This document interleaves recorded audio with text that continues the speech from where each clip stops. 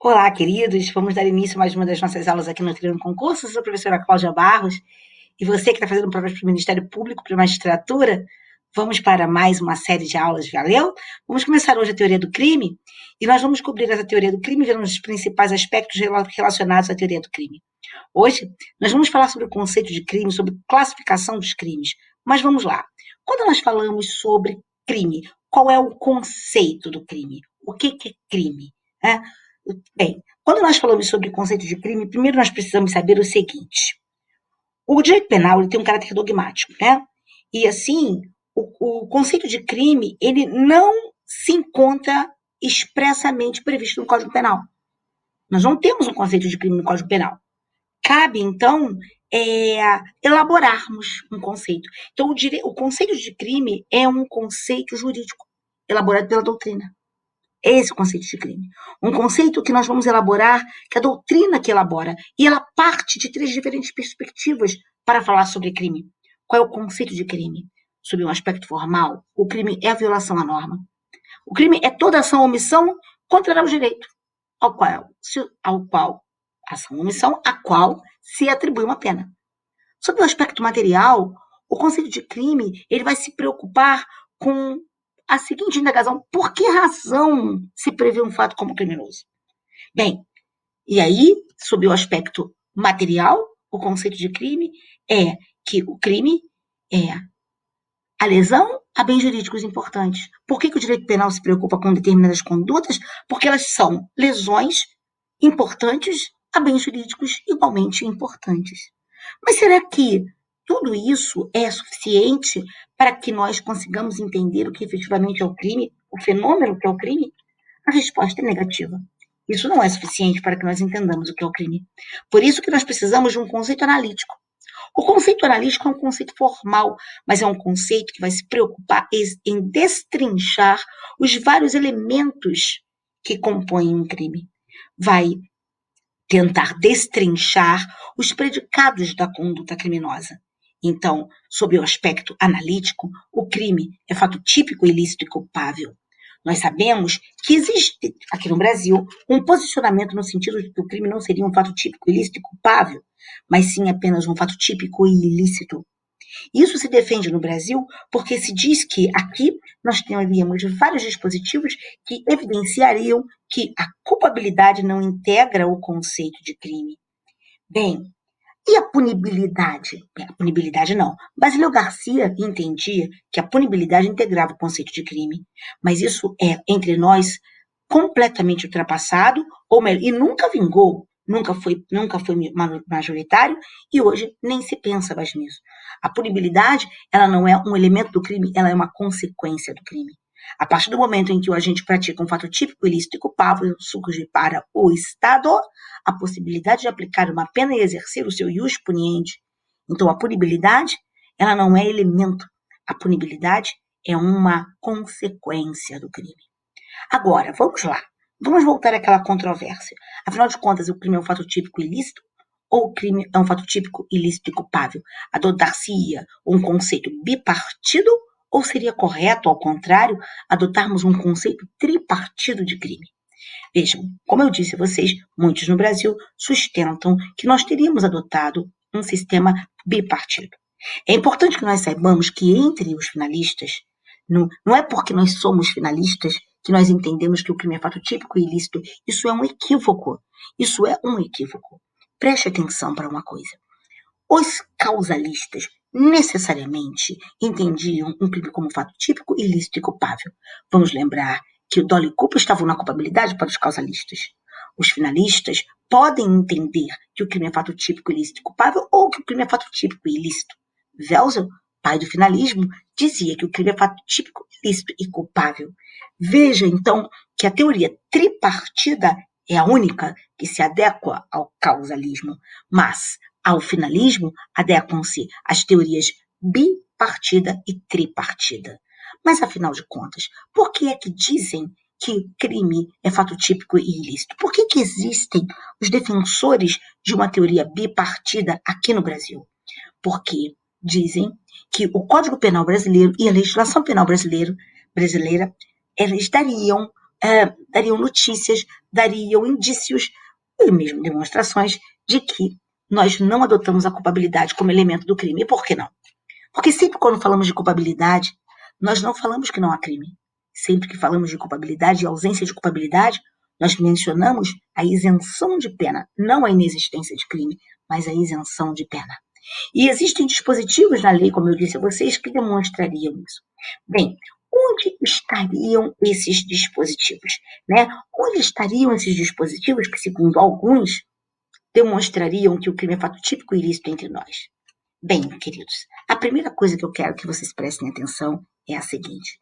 Olhem aí para o título 2 da parte geral. O título 2 da parte geral trata do crime. O título 3 vai tratar da imputabilidade. Então, ele trata a imputabilidade, que é um elemento da culpabilidade, num título diferente do título do crime. Segundo indício de que nós teríamos, ou repito para alguns, demonstração, não mero indício, de que nós teríamos adotado a teoria bipartida. Veja, ao tratar das causas que excluem a culpabilidade, o legislador se utiliza da expressão isento de pena. Ao tratar das causas que excluem, por exemplo, a ilicitude, diz o legislador que não há crime. Uma terceira demonstração de que teríamos usado a teoria bipartida, abra lá o artigo 180 do seu Código Penal. No artigo 180 do Código Penal brasileiro, está descrito o crime de receptação. Pega lá. E lá no artigo 180, no parágrafo 4º, está dito o seguinte, que ocorrerá receptação ainda que desconhecido ou isento de pena, ainda que desconhecido ou isento de pena o autor do crime de que proveio a coisa.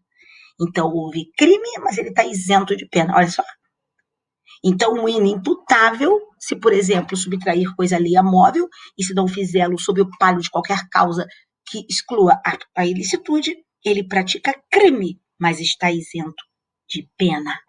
Eu poderia ainda dar para vocês uma outra demonstração de que nós usamos a teoria bipartida e não a teoria tripartida. Eu poderia dizer para vocês que pegassem agora o artigo, peguem lá, por favor, o artigo 13, parágrafo único da Lei 12.850. E você vai ver que no artigo 13, parágrafo único da 12.850, anota aí, deixa eu botar aqui para a gente ver direitinho, vamos lá, artigo 13,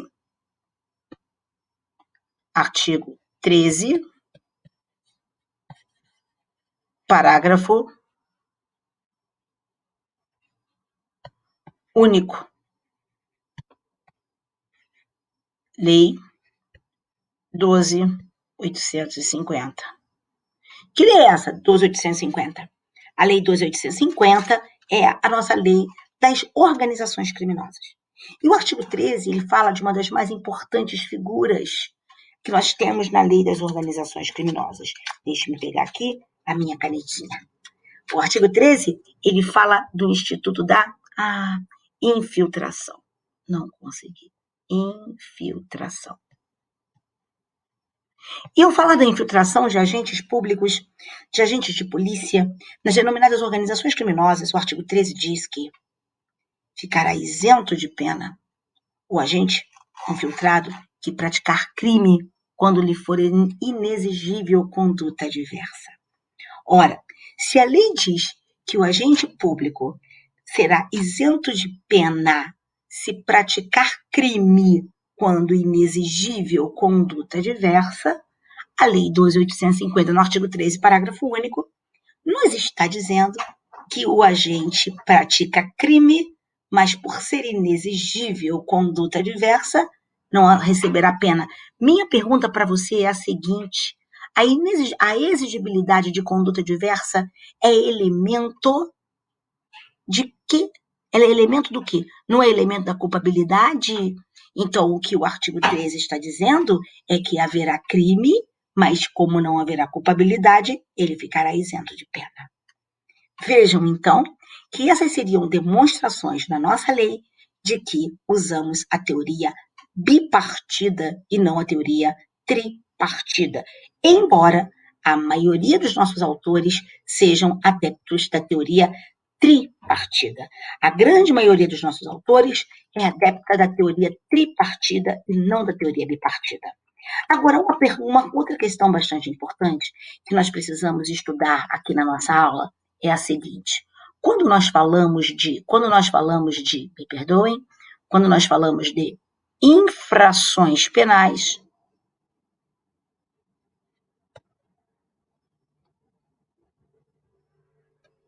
nós falamos de crimes e contravenções. Crimes e contravenções são as duas modalidades de infrações penais que temos entre nós. Nós não somos como alguns países em que existem 3 modalidades de infrações penais: crimes, delitos e contravenções. Entre nós não existe esse terceiro gênero, essa terceira espécie, os delitos. Para nós, delito é usado como sinônimo de crime. Então, não há, porque há países em que se tem o crime, o delito que é menos que o crime, mas mais que as contravenções, e as contravenções. Entre nós, não. Entre nós, crimes ou delitos e contravenções. E vejam vocês que quando nós falamos sobre crimes e contravenções, a primeira coisa que precisamos saber é o seguinte, já que usamos essa divisão dicotômica, né, das infrações penais. Por que será que existem crimes e contravenções? Qual é a diferença entre crimes e contravenções? Bem, queridos, não há diferença ontológica, não há diferença de essência, de substrato, de substância entre crimes e contravenções. Ok? A diferença entre crimes e contravenções é, ao contrário, uma diferença meramente de grau. O que distingue os crimes e as contravenções é grau. O legislador reservou às transgressões mais graves, a bens jurídicos mais importantes, a qualidade de crimes, e as outras menos graves, menos importantes, a qualidade de contravenções. Mas é óbvio que o legislador faz isso por uma questão de opção. É uma mera questão de opção. Por quê? Porque muitas coisas que hoje são criminosas, um dia já foram meramente contravencionais. Eu posso citar para vocês a questão do porte de arma, da posse de arma, da omissão de cautela com relação à arma, dos maus tratos aos animais, da questão da importunação ao pudor. Tudo isso que um dia já foi contravenção e hoje está previsto como crime no nosso Código Penal, o que mostra que o nosso legislador, por opção, por mera opção, entendendo que essas condutas hoje são mais graves do que eram no passado, né? Hoje entendem essas condutas como mais graves do que entendiam no passado. A conduta é a mesma, o valor que sobre elas se faz é que é diferente. Então, o legislador houve por bem transformá-las em crimes, certo? Os maus tratos aos animais, por exemplo, é fruto dessa mudança de contravenção para crime, é fruto dessa mudança de percepção do legislador a respeito da gravidade do comportamento. Então, fez a previsão desse comportamento como criminoso e não mais contravencional. Então, a diferença é ontológica. Aliás, a diferença não é ontológica. A diferença não é de essência, a diferença não é de grau, a diferença não é de substrato. A diferença não é de essência, não é de substrato, não é de natureza. A diferença é só de grau. Ela não é ontológica, ela é só de grau. Tá certo? E isso depende, repito, da visão do legislador num determinado momento.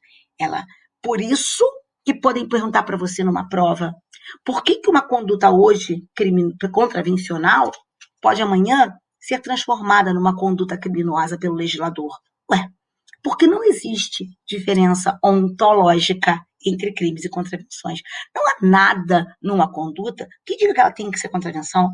A diferença entre crimes e contravenções não é ontológica, não é de essência, não é de substrato, não é de substância, é apenas de grau. É opção do legislador. Ok? É por isso que você pode falar. Outra coisa, eu disse para você, aí até um pouquinho atrás, que quando nós falamos de crimes e contravenções, nós falamos que nós adotamos essa classificação dicotômica, né? Nós adotamos essa classificação dicotômica e que, para nós, os delitos seriam sinônimos de crimes. Só tome cuidado com uma coisa, tá? Muitas vezes, a palavra delito é usada tanto pela Constituição quanto pela legislação infraconstitucional, também abrangendo contravenções, tá? Usando delito como sinônimo de infração penal, tá joia? Delito como sinônimo de infração penal, joia? Então, mas a palavra delito, ela a rigor, ela caracteriza crime, é sinônimo de crime, tá? Mas nós podemos ver no artigo 301, 302, usando essa palavra delito como sinônimo de contravenção penal. Joinha? Aliás, como sinônimo de infração penal, me perdoem, queridos, como sinônimo de infração penal, tá? E quer dizer, abrangendo tanto os crimes quanto as contravenções, embora a palavra delito se dedique aos crimes, se refira aos crimes, ok? Muito bem. Então, queridos, vamos continuar aqui. Vamos falar agora quais seriam as diferenças entre os crimes e as contravenções. Será que haveria diferença entre crimes e contravenções? Vamos lá. Bem, como eu já disse, a diferença é de grau, mas existem algumas diferenças práticas que distinguem crimes de contravenções. Vamos, então, estudar essas diferenças a respeito de crimes e contravenções, tá ok? Então, vamos lá. Vamos começar a falar o seguinte. Primeira diferença entre crimes e contravenções. Todos os crimes são... todas as contravenções são de ação penal pública incondicionada. Os crimes não. Os crimes são de ação penal pública condicionada, incondicionada, privada. Então, as contravenções são todas de ação penal pública incondicionada. Os crimes, não. Segundo, né? Os crimes, eles podem ser de menor potencial ofensivo, de médio potencial ofensivo, de maior potencial ofensivo. As contravenções são todas de menor potencial ofensivo. Uma outra diferença entre crimes e contravenções é que não cabe tentativa de contravenções. O artigo 4º da lei de contravenções penais, a chamada LCP, ela diz que não se pune tentativa de contravenção, tá? Isso se dá por uma razão de política criminal. Existe uma discussão nesse sentido. Alguns dizem assim, não há tentativa de contravenção penal. Outros dizem, não é que não existe a tentativa de contravenção penal. Há tentativa de contravenção penal, mas não se pode punir a tentativa de contravenção penal, ok? Por razão de política criminal. Até porque a lei diz que não é punível a tentativa de contravenção penal. Outra diferença, as contravenções penais não se aplica o princípio da extraterritorialidade, o que significa dizer que somente se aplica às contravenções penais, a lei de contravenções penais, às contravenções ocorridas no território brasileiro. Não se aplica a lei de contravenções penais a contravenções ocorridas fora do território brasileiro. Então, vamos imaginar que tenha sido praticada o jogo do bicho lá na Argentina. A lei brasileira e tenha sido praticada por um brasileiro. Olha, meu, a lei brasileira não quer saber dessa contravenção. Isso não é importante para a lei brasileira. E por que não é? Porque a nossa lei não se aplica às contravenções praticadas fora do território nacional. Isso também por expressa disposição legal. Tá ok? Não se aplica por expressa disposição legal. Artigo 2º da Lei de Contravenções Penais. A lei brasileira só é aplicável às contravenções praticadas no território brasileiro. Ok? Vamos lá. Outra coisa, uma outra diferença entre crimes e contravenções é o prazo de cumprimento da pena. Nós sabemos que existe um prazo máximo de cumprimento da pena de um crime, que hoje no Brasil são 40 anos para as contravenções. Esse prazo máximo é um prazo de 5 anos, nos termos do artigo 10 da Lei de Contravenções Penais. Uma outra distinção que você pode colocar, o prazo das medidas de segurança. Para os crimes, queridos, o prazo mínimo, medida de segurança para lei, nós vamos estudar isso mais à frente, mas para lei, a medida de segurança não tem prazo máximo, embora a STJ e a STF estabeleçam prazo máximo. STF, o prazo máximo das penas privativas de liberdade, que hoje seriam 40 anos, então ninguém poderia ficar em medida de segurança por mais de 40 anos, e para o STJ, a súmula 527, o máximo da pena privativa de liberdade. Então, o máximo do tempo em que uma pessoa poderia ficar em medida de segurança seria o máximo do tempo da pena privativa de liberdade. Mas para a lei, não há tempo máximo para as contravenções penais. Tá ok? Aliás, para as medidas de segurança. Para a lei, não existe tempo máximo de cumprimento de medida de segurança. Tá? Agora, existe prazo mínimo. A lei penal estabelece um prazo mínimo para as medidas de segurança. E qual é o prazo mínimo que a lei estabelece para as medidas de segurança? 1 a 3 anos. Para as contravenções penais, o prazo mínimo são 6 meses. Tá ok? Isso nos termos do artigo 16 da LCP. Uma outra diferença é a seguinte: para crimes, as penas privativas de liberdade são as penas de reclusão e detenção. Para as medidas de segurança, a pena privativa de liberdade é a prisão simples.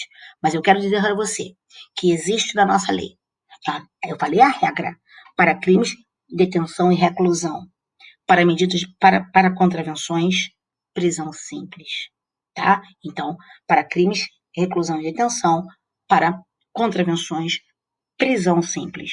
Porém, nós temos duas leis, nós temos dois dispositivos de lei, nós temos dois dispositivos de lei que trazem uma pena de reclusão para contravenções penais.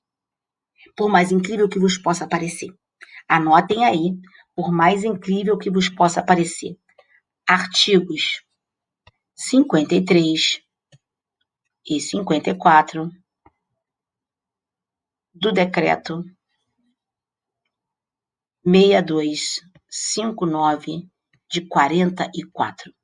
Esse decreto 6259 de 44, ele vai trazer, por mais incrível que vos possa parecer, ele vai trazer contravenções penais, cuja pena máxima é a pena de 1 a 5 anos. Essas contravenções penais dizem respeito a colocar, distribuir ou lançar em circulação bilhete de loteria com extrações já feitas, ou então falsificar, emendar, fazer a contrafação, qualquer adulteração de bilhetes de loterias. A pena é de 1 a 5 anos de reclusão. Então, isso que nós aprendemos que, para as contravenções, a pena privativa de liberdade é prisão simples, cai por terra nessa exceção. Muitos poderiam dizer, mas Cláudia, isso não é uma contravenção penal. 53 e 54 são crimes. São crimes por quê? A lei, o decreto 6259, está dizendo que são contravenções. Basta você olhar. Esse capítulo começa lá no artigo 45 e chama de contravenções. Então, por que não são contravenções? São contravenções. Estão previstas como contravenções. Tá ok? Muito bem. Uma outra diferença entre crimes e contravenções é a questão do sursi. No crime, a pena para ser suspensa no sursi, nos termos do artigo 77 seguinte do Código Penal, ela tem que ser uma pena aplicada em até 2 anos. E a pessoa fica, no período de prova, entre 2 a 4 anos. Para as contravenções, a pena, qualquer pena pode ser substituída pelo sursi, e o período de provas é de 1 a 3 anos. Isso nos termos do artigo 11 da LCP. Uma outra diferença é a respeito do regime de cumprimento de pena. Nunca se cumpre a pena de uma contravenção em regime fechado. Nunca. Nem mesmo por força de uma regressão de regime de cumprimento de pena. A pena de uma contravenção é sempre cumprida em regime aberto ou regime semiaberto, porque é prisão simples. Artigo 6º da LCP nos diz isso. Vejam, uma outra observação a respeito das contravenções penais, e é uma observação que me perturba muito, é aquela que consta do artigo 3º. O artigo 3º da Lei de Contravenções Penais diz que para a existência das contravenções basta a ação ou omissão, não é preciso dolo e culpa. Eles acham que tudo se limita à questão da voluntariedade. E o que me aflige é que essa diferença até hoje é colocada nos manuais. E eu acho completamente equivocado essa colocação nos manuais. Mas, como é colocado nos manuais, pode ser perguntado de ti na prova. Podem te questionar em prova. Então, como te questionam em prova, eu sou obrigada a te falar aqui. E eu quero que você venha para mim. Preste atenção. De quando é a Lei de Contravenções Penais? Lá para 40, né? Qual era a teoria sobre conduta que nós usávamos lá em 1940? Teoria causalista. Para a teoria causalista, onde estavam dolo e culpa? Culpabilidade. E o que era dolo e culpa? O dolo e a culpa, num primeiro momento, era uma própria culpabilidade. Depois passaram a ser elementos da culpabilidade, mas estavam na culpabilidade. Então, eles diziam o seguinte, que se podia punir a contravenção, ainda que não houvesse dolo e culpa, ainda que não houvesse culpabilidade. Tá? Porque só deveria ser exigido o dolo e a culpa se a lei assim exigisse. Então, eles permitiam, nós temos que lembrar isso, a punição da contravenção, ainda que não existisse dolo e culpa. Isso são os termos lá do artigo 2º da Lei 3º da Lei de Contravenções. Para a existência da contravenção, basta ação ou omissão voluntária, só sendo exigível dolo e culpa se a lei fizer depender de uma ou outra a existência da contravenção. Bem, hoje nós somos finalistas. Se nós hoje somos finalistas, nós não podemos conceber sequer conduta típica sem dolo e culpa. Então, me parece que essa regra do artigo 3º, hoje, ela não tem aplicação. O que eu acho engraçado é que eu, por exemplo, tenho mais de 20 anos de Ministério Público, mais de 20 anos de concursada, e na época que eu fiz a minha prova, eu lembro que eu estudei isso, que nós deveríamos dizer isso na prova, que essa diferença feita pelo artigo 3º, ela cai por terra, porque somos finalistas. Só que hoje, o que nós podemos ver é que isso é colocado nos manuais, isso é cobrado em prova. Então eu digo a vocês, por favor, entendam, isso só está aqui porque foi feito numa época em que éramos causalistas. Hoje não teria sentido, mas está aqui. É colocado nos livros. Se cair na prova, o que você dirá? Você dirá o que a letra da lei fala. Você dirá que para as contravenções não é necessário dolo e culpa. Basta ação ou omissão voluntária. Ok? Nós temos que aprender a fazer prova. E aprender a fazer prova, infelizmente, é mesmo até errar. E aí vem uma outra questão que também diz respeito a esse fato da Lei de Contravenções ter sido feita quando nós ainda éramos causalistas, que é o lance do erro, caríssimos do meu coração. Nós sabemos que para os causalistas o erro era o erro de fato e o erro de direito. Para nós finalistas, o erro é o erro de tipo e o erro de proibição, né? Mas como a lei foi feita na época em que ainda éramos causalistas, como é que é o nome do erro na Lei de Contravenções Penais? Artigo 8º é o erro de direito. Eles não falam de erro de proibição. É erro de direito. E é até engraçado, porque a gente nem pode falar que erro de direito é sinônimo de erro de proibição. São coisas completamente diferentes, né? O erro de fato e o erro de direito era o erro dos causalistas, que concebiam a conduta de uma forma completamente diferente da nossa. Para nós, o erro é o de tipo e o erro de proibição. Mas na Lei de Contravenções ainda está o erro de direito. E, inclusive, é dito que se o erro de direito é excusável e invencível, pode dar aso mesmo ao perdão judicial. E onde está isso? Isso tudo está lá na Lei de Contravenções Penais, lá no seu artigo 8º. Tá? No artigo 8º da Lei de Contravenções Penais, é dito que No caso de ignorância ou de errada compreensão da lei, quando excusável, a pena pode deixar de ser aplicada. Olha o perdão judicial aí. E o nome disso é erro de direito. Professora, mas não existe mais erro de direito. Não existe mais isso. Mas tá na lei, não tá? Cai, cai. Eu te mostro que cai. Eu posso, por exemplo, dizer para você que na prova do TJ do Distrito Federal, isso em 2012, caiu essa questão. Tá certo? Caiu essa questão. Essa questão caiu lá na prova e depois também caiu numa prova da VUNESP para promotor de justiça. Caiu falando sobre o erro de direito. Caiu falando sobre erro de direito. Tá? Então, a gente tem que saber. A gente precisa saber do jeito que foi falado na lei. Eles cobraram tanto na prova do Distrito Federal, para a magistratura do Distrito Federal, quanto na prova para o Ministério Público, a letra do artigo 8º. Então, você tem que saber a letra do artigo 8º. Assim que funcionam as coisas. Ok? Agora, vamos lá. Vamos aqui, já sei que nós já estamos terminando esse bloco, mas só para que nós fechemos essa matéria para ficar bonitinho para nós, né? Então, falamos aí do erro de direito e do erro diferente da nomenclatura do nosso erro, né? E lembrar que tanto crimes e contravenções podem ser infrações penais antecedentes da lavagem de capitais, tá ok? Pela redação do artigo 1º da Lei de Lavagem de Capitais. Lembrar também que o conceito de reincidência de contravenção é diferente do conceito de reincidência de crime. O conceito de reincidência de contravenção não se confunde com o conceito de reincidência de crime. Porque quem é reincidente para contravenção? Artigo 7º da Lei de Contravenções Penais.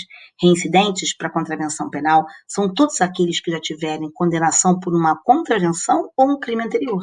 Então, olha que interessante, e eu não me conformo com isso. Eu não me conformo com isso de jeito nenhum. Eu não vou me conformar de jeito nenhum e nunca com essa lógica louca. Vamos lá? Quero dizer para vocês o seguinte, olha aqui, ó. Vamos lá. Pra cá.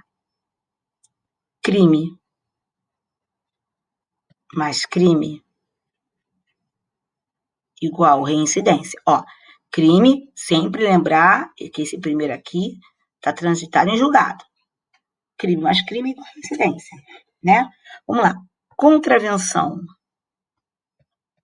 mais crime, quer dizer, condenação, transitado em julgado por contravenção, e depois o cara praticou um crime, não é reincidente. Porque, nos termos dos artigos 63 e seguintes do Código Penal, reincidente é aquele que pratica um crime depois de ter sido condenado anteriormente pela prática de um outro crime. Não é? Então, esse cara aqui não é reincidente, o que foi condenado pela prática de uma contravenção, depois praticou um crime. Ele não é reincidente. Agora, olha só, se ele praticar um crime mais uma contravenção, ele é reincidente. Artigo 7º da LCP.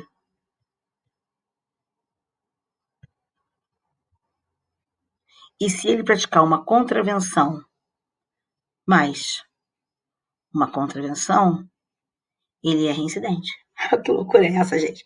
O cara pratica uma contravenção e depois ele dá um upgrade, pratica um crime, ele não é reincidente. Mas se ele pratica uma contravenção e depois pratica uma outra contravenção, ele é reincidente. Não vou entender isso nunca na minha vida. Mas lembre-se, isso é o artigo 7º da LCP. E lembre-se que esta contravenção aqui, ela precisa ter sido praticada no Brasil. Essa contravenção aqui, para gerar reincidência, ela precisa ter sido praticada no Brasil, ok? Condenação por contravenção no Brasil, mais outra contravenção, a pessoa será reincidente. Joia?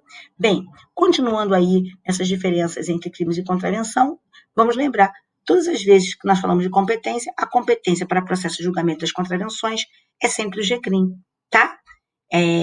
Agora, lembrar que a Justiça Federal nunca julgará contravenção, tá? Aos juízes federais não cabe o julgamento da contravenção, tá? Trabalho. Condenado pela prática de crime, o trabalho é obrigatório. Agora, aquele que tiver sido condenado por contravenção, ele somente será obrigado a trabalhar se a prisão simples que lhe tiver sido imposta for superior a 15 dias. Joinha? Lembrar também que as contravenções se submetem às mesmas causas extintivas da punibilidade a que se submetem os crimes. E com isso, nós terminamos aí a nossa diferença entre crimes e contravenções. Até a nossa próxima aula. Roubei 5 minutinhos de vocês nesse bloco.